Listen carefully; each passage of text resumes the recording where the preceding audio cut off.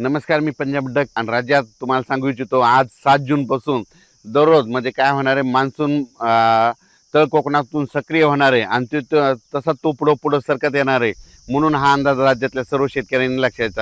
हा जो पाऊस आहे 7 तारखेला सगळीकडे जाणार नाही. काय होईल, 8ला थोडा पुढं सरकत, 9ला पुढं, असा करत करत 14 तारखेपर्यंत तो महाराष्ट्राचा बऱ्याच भागामध्ये कव्हर करणार आहे. म्हणून हा अंदाज लक्षात घ्या. पण आज 7 तारखेला मात्र सगळ्या राज्यभर पसरणार नाही.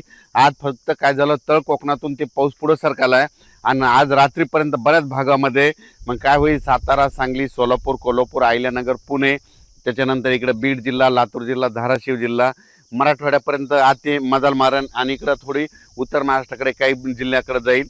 म्हणून हे अंदाज लक्षात यायचा. पण आजपासून संपूर्ण महाराष्ट्रभर जाणार नाही. 7 पासून ते 14 तारखेपर्यंत दररोज वेगवेगळ्या भागात दररोज काय होईल, पुढं सरकत तो मान्सून प्रवास करणार आहे. म्हणून हा अंदाज लक्षात यायचा. काल देखील म्हणजे काल 6 जूनला देखील आमच्या परभणी जिल्ह्यामध्ये सेलू तालुका, मानवत तालुका, परभणी जिल्ह्यामध्ये मानवत ह्या भागामध्ये इतकं वादळी वाऱ्यानं शेतकऱ्याचं अतोनात नुकसान केलं. लाईटचे ट्रान्सफॉर्म उपटून पडले, त्याच्यानंतर सोलार उपटून पडले. म्हणजे इतकं वारं भयानक होतं की खूप मध्ये पाऊस पडला. आणि हे आमच्या इथली ही कसुरा नदी आहे, या कसुरा नदीला यात पाणी देखील आलं. इतका पाऊस झाला. म्हणून हे देखील तुम्हाला सांगू इच्छितो. राज्यात सर्व शेतकऱ्याला सांगू इच्छितो, पेरणी करताना शेतामध्ये जायचं, जमिनीमध्ये ईदभर ओल असेल तरच पेरणीचा निर्णय घ्या. नसता 4 बोट ओल असेल, 6 बोट असेल तर पेरणी करू नका. म्हणून हे देखील सर्व शेतकऱ्यांना लक्ष द्यायचं. आज 7 जून पासून महाराष्ट्रामध्ये बऱ्याच म्हणजे तळ कोकणातून म्हणजे कोकणपट्टीकडून बऱ्याच भागामध्ये मान्सून काय होईल, प्रगती करण्यास सुरुवात होईल. मग तो काय होईल, सांगली जिल्हा, कोल्हापूर जिल्हा, सातारा जिल्हा, कोकणपट्टी, घाटमाथा, त्याच्यानंतर तो अहिल्यानगर, पुणे, इकडं 2 कडा, आष्टी, त्याच्यानंतर बीड जिल्हा, त्याच्यानंतर धाराशिव जिल्हा, सोलापूर जिल्हा, त्याच्यानंतर इकडं परभणी जिल्हा, लातूर जिल्हा, नांदेड जिल्हा, हिंगोली जिल्हा, त्याच्यानंतर इकडं जालना जिल्हा, ह्या पट्ट्यामध्ये काय होईल, आज बऱ्याच ठिकाणी तो मान्सून प्रगती केलेली दिसेल. म्हणून हा अंदाज लक्ष द्यायचा. आज मात्र संपूर्ण महाराष्ट्रभर जाणार नाही.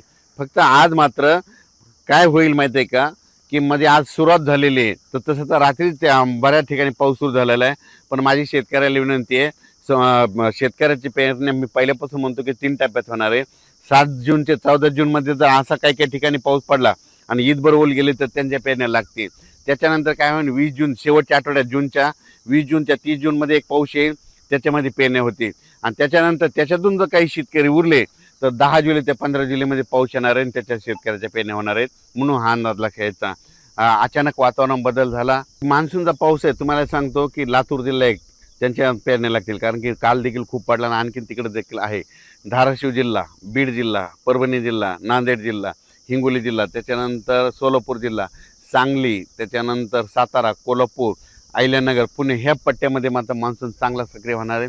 त्याच्यानंतर विदर्भात पण काय होणार आहे, यवतमाळ जिल्हा, वाशिम जिल्हा, त्याच्यानंतर वर्धा, नागपूर, भंडारा, गोंदिया, चंद्रपूर, अकोला, अमरावती, बुलढाणा, ह्या पट्ट्यामध्ये चांगला हे मान्सूनचा पाऊस चांगला सुरुवात करणार नाही. आणि यांच्या देखील मात्र पेरणीला चांगला योग येईल म्हणून हे देखील लक्षात येतं. काल देखील तुम्हाला सांगू इच्छितो की मी धूळ पेरणी केली होती कापसाची. ट्रॅक्टरद्वारे कापस पेरला आणि मला माहीत होतं आमच्या गावाला पाऊस येणार आहे आणि ते पडला देखील पाऊस. आणि आज आणि उद्या पडला की झाला आमचा कापूस निघतं. ते निघाल्याच्या नंतर त्याचा देखील मी व्हिडिओ करणार आहे. म्हणून हे लक्षात घेतं, हे सांगू इच्छितो. आणि शेतकऱ्याला परत सांगू इच्छितो की शेतकऱ्याच्या पहिल्यापासून म्हणतो की 3 टप्प्यामध्ये पेरणी होणार आहे. एक पहिला 7 जून ते 14 जूनच्या दरम्यान जिथं जास्त पडेल त्यांच्या पेरण्या ईदभर ओल गेली, त्यांच्या पेरण्या सुरू होतील. 20 जून ते 30मध्ये एक पाऊस पडणार आहे, त्यांच्या परत एकदा लागते. आणि त्याच्यातून जर काही शेतकरी उरले तर 10 जुलै ते 15 जुलैमध्ये एक पाऊस येणार आहे, त्याच्यामध्ये पाऊस पडेल आणि त्याच्यामध्ये पेरण्या होतील. पण यावर्षी चांगला पाऊस आहे, सरासरी इतका आहे, पिकाला लागल तसा आहे, दुष्काळ वगैरे काही पडणार नाही. म्हणून हा अंदाज सर्व शेतकऱ्यांनी लक्षात घ्यायचा. धन्यवाद.